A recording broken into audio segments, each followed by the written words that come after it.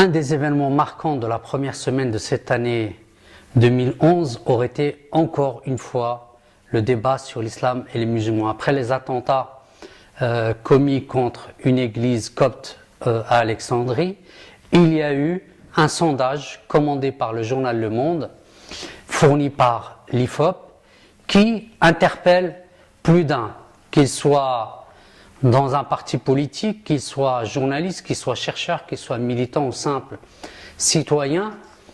Tous les gens ont été interpellés par ce sondage, malheureusement, qui vient révéler ou qui vient confirmer et qui vient au secours même de certains mouvements politiques d'extrême droite et donc de certains leaders de partis politiques d'extrême droite. Et quand on y regarde de plus près, et beaucoup de sociologues, des chercheurs sont revenus sur ce sondage-là, à juste titre, pour mesurer qu'est-ce qui a fait que ce sondage donne cette image forte qu'en France comme en Allemagne, l'islam fait peur, que l'islam est une menace, que les musulmans sont une menace. Alors quand on regarde de plus près, on est étonné par la nature des questions qui ne peuvent qu'amener les réponses qui ont été données et qui donnent cette idée générale que l'islam et les musulmans sont une réalité menaçante et que l'extrême droite a eu raison dans son discours depuis 3 décennies, à stigmatiser les musulmans, les maghrébins, les arabes, et que là, ce qu'on appelle pudiquement la droite traditionnelle, l'UMP aujourd'hui,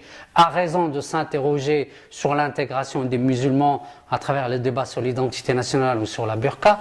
Donc ce sondage vient à un moment où ça nous interpelle sur le rôle de la presse dans des situations aussi tendues, informée certes, informée de tout bien sûr, pas de sujet tabou, c'est évident, mais comment on approche certaines questions sensibles comme celle de l'islam et des musulmans aujourd'hui. Alors quand on regarde de plus près quelques-unes des questions posées au sondé, 800 en France et à peu près l'équivalent en Allemagne, la première c'est, diriez-vous que la présence d'une communauté musulmane en France ou en Allemagne est plutôt une menace pour l'identité de notre pays, plutôt un facteur d'enrichissement culturel pour notre pays, ni l'un ni l'autre. Le choix des mots en dit long sur la motivation de ce sondage.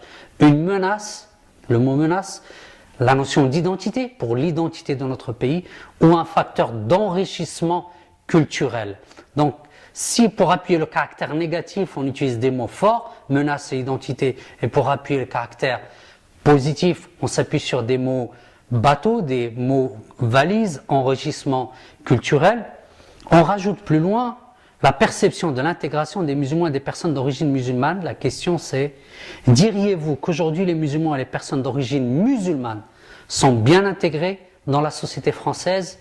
Le choix des réponses, oui tout à fait, oui plutôt, non pas du tout. Donc, diriez-vous qu'aujourd'hui les musulmans et les personnes d'origine musulmane sont bien intégrés? Encore un mot utilisé qui est mot valise avec tous les débats qu'il y a sur l'islam, les musulmans, la menace de l'identité musulmane. Et enfin, autre question, c'est parmi les raisons suivantes, quelles sont les deux qui, selon vous, expliquent le plus que les musulmans et les personnes d'origine musulmane sont mal intégrées dans la société française?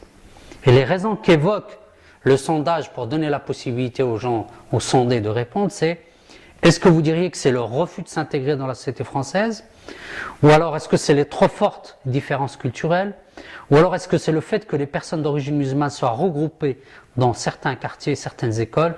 Ou alors c'est le racisme ou le manque d'ouverture de certains Français? Ou alors est-ce que c'est les difficultés économiques, etc. Donc on voit bien que le choix des mots, l'intégration, trop fortes différences culturelles, personnes regroupées dans certains quartiers, dans certaines écoles. Et enfin, dernière question assez caractéristique de ce discours qui ne pouvait qu'amener aux réponses qu'on a eues, c'est entre les mots suivants, quels sont les trois qui correspondent le mieux à l'idée que vous faites de l'islam? Rejet des valeurs occidentales, fanatisme, soumission, violence, protection de la femme, justice, liberté, démocratie. C'est-à-dire sur 2, 4, 5 sur 8 mots, 3 à connotation positive et 5 à connotation négative. Donc à partir de là, c'est à se poser la question, évidemment, premièrement, si les gens répondent de cette manière-là, c'est parce que le sondage les oriente. Deuxièmement, les conséquences des discours qui sont en train de se développer depuis l'année 2000 ne peuvent qu'amener à la position ou à la pensée que certains Français peuvent avoir de leurs concitoyens de confession musulmane. Et enfin aussi, ça révèle le rôle de la presse dans notre société. C'est-à-dire que la presse, quel est son rôle dans notre société? Est-ce qu'elle est dirigée par des gens qui se positionnent dans les débats d'un côté comme de l'autre et utilisent le média comme moyen de positionnement, ou alors la presse doit-elle jouer un rôle d'information, de stimuler le débat, d'enrichir le débat? Malheureusement, le monde, depuis quelques années, prend des orientations qui nous détachent ou qui nous déconnectent complètement de ce que l'image qu'on avait du journal Le Monde. Et évidemment, on revient dans les débats, la conséquence à ce sondage, les éternelles questions sur l'intégration, égalité hommes-femmes, et on s'offusque lorsque Marine Le Pen fait un parallèle entre la prière des musulmans la prière des musulmans dans les rues et l'occupation. Marine Le Pen qui, comme les autres leaders politiques, comme le président de la République, n'hésite pas pour des raisons internes au parti, parce qu'il y a des élections pour la présidence du Front National, n'hésite pas à surfer sur les préjugés, sur les peurs, pour essayer de gagner Goniche aux élections présidentielles du Front National. Donc un sondage qui inquiète certes, mais qui inquiète sur le rôle de chacun et de chacune dans la société française aujourd'hui.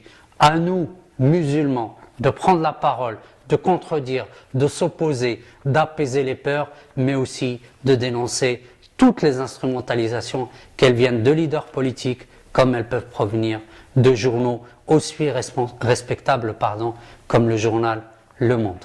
Assalamu alaikum wa rahmatullahi wa barakatuh.